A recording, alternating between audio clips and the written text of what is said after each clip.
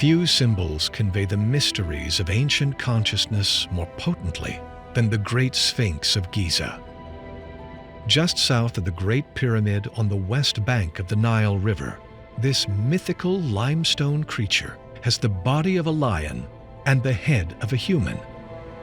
The Sphinx is the oldest known monumental sculpture in Egypt.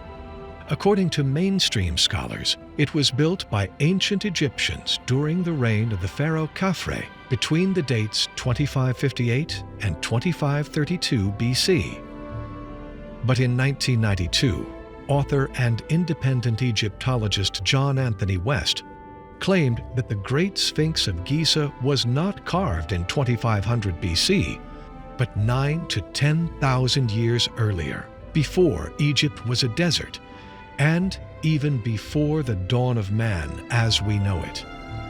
While studying the works of 1920s scholar Schwaller de Lubitz, John Anthony West discovered that conventional Egyptologists had overlooked an important detail.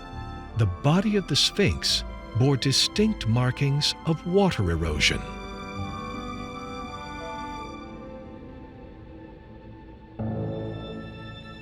If it was water erosion, then the entire history of ancient man would have to be rewritten. The conversation was a controversial subject the Oxford geologists didn't want to get involved with. This did little to deter John West from wanting to solve the mystery. If the Great Sphinx of Egypt was built thousands of years earlier than was written in mainstream history, could the water erosion marks he had examined shed new light on the creation of the human race? Determined to find out, John sought other scientists willing to join his quest. His search led him to Professor Robert Schoch, a geologist at Boston University.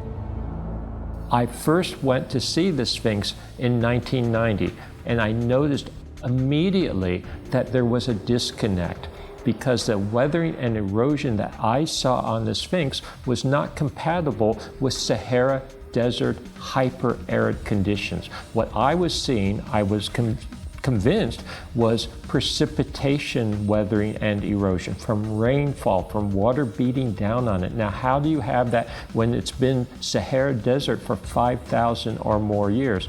So immediately I saw this anomaly, and the logical conclusion I had, again, virtually immediately, was that the Sphinx must go back to an earlier climatic regime. Can the water erosion marks that John West discovered stand alone to prove the Sphinx was constructed before 2500 BC? In 2008, geoarcheologists Manichev and Parkhomenko argued that through their research of the analyzation of erosion on the Sphinx, they figured it actually was part of a civilization much older.